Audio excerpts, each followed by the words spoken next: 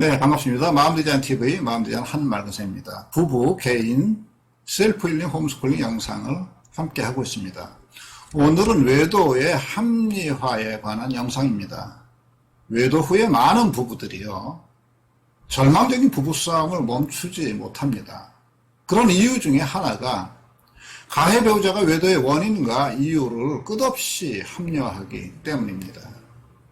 이 외도의 합리화는 외도 초기에 발생해서 장기간 동안 이 합리화라는 방어기제를 사용하거나 경우에 따라서는 평생 이 합리화의 방어기제를 사용하기도 한답니다. 외도가 일어난 경우가 아주 굉장히 원인이 많잖아요. 그 이유도 많고요.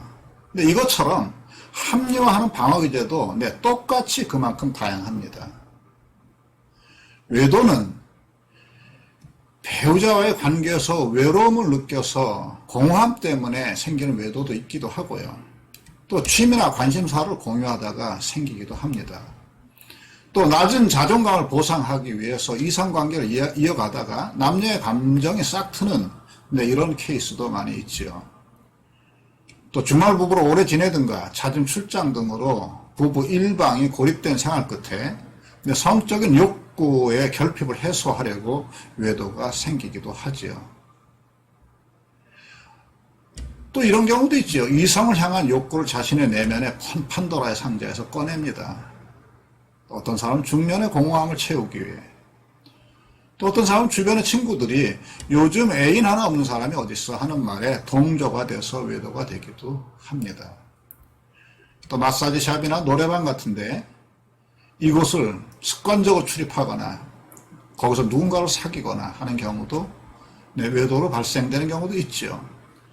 사무실의 오피스의 남친이 이게 서로 외도로 이어지는 경우, 사업상의 교제가 사업관계를 뛰어넘어서 외도가 되는 경우도 있답니다. 이렇게 다양한 외도의 케이스가 있는 것처럼 가해 배우자의 외도의 합리화도 그만큼 다양합니다. 이렇게 합리화하는 거죠. 거래처 사람이어서 먹고 살려고 어쩔 수 없어서 그랬어. 당신 좀 이해해. 라든가. 상대방이 유혹해서 어쩔 수 없었다. 이렇게 합리화하기도 합니다. 심지어는 남자여서 혹은 외로워서 그랬다고 합리화하기도 하죠. 당신을 사랑하지 않아서 그런 일을 벌인 게 아니야 하고 자신의 외도를 합리화합니다. 마음을 주지 않았어. 그것만 해도 어디야. 이렇게 하면서 합리화하거나, 섹스를 하지 않았으니 당신을 배신한 게 아니다. 이렇게 합리화하거나, 혹은 섹스만 했으니 당신을 배신한 것이 아니야. 이렇게 합리화하기도 하지요. 당신과 가족이 중요하지 않아서 외도를 한 게 아니야. 이렇게 합리화하기도 합니다.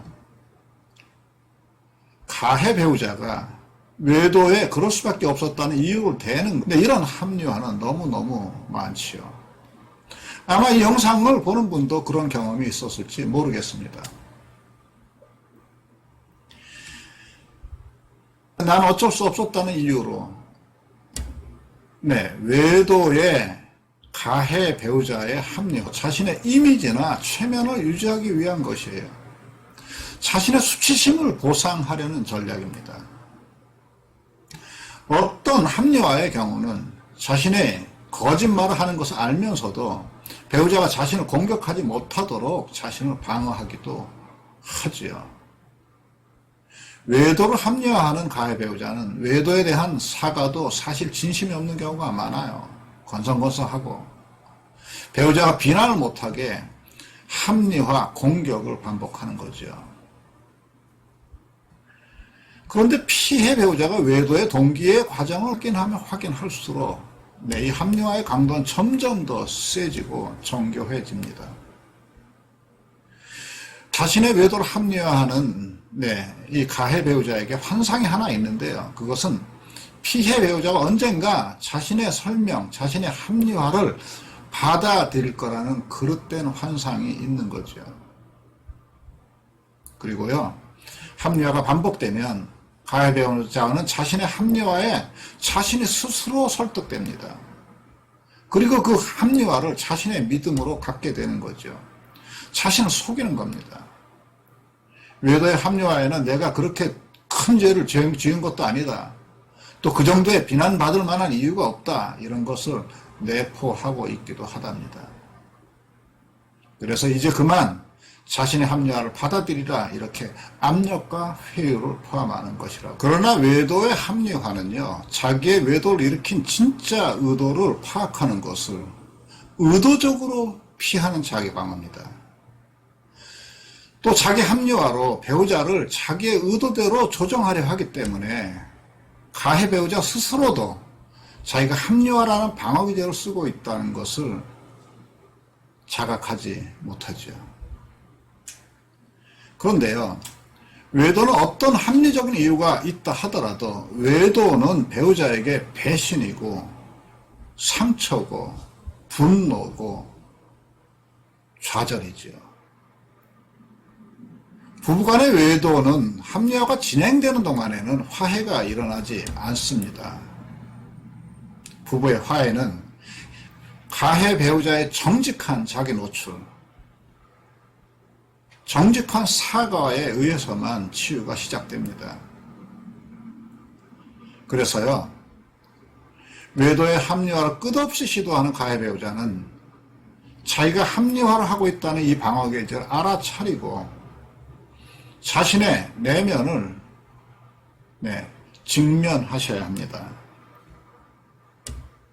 오늘의 무조건 따라하기입니다. 이 영상을 보시는 분이 이렇게 외도에 관련된 분이라면, 그리고 이 자신이 합리화라는 방어기제 뒤로 숨고 있다면, 그 방어기제에서 앞으로 나오셔야 합니다. 그래서 자신의 진짜 외도의 동기를 살펴보셔야 돼요. 그리고 그것을 배우자에게 고백해야 합니다. 여기서 외도의 회복이 첫 출발이 되는 거죠. 그러면 자신에게 어떤 외도의 동기가 있었는지 알아보고 한번 직면해 보십시오. 자, 이런 게 있었는지 한번 직면해 보세요. 성욕에 왜곡된 분출, 혹은 성에 대한 습관적 탐색, 성 상대를 집착하는 현상, 이런 게 있는지 한번 알아보십시오. 스스로 알아보십시오.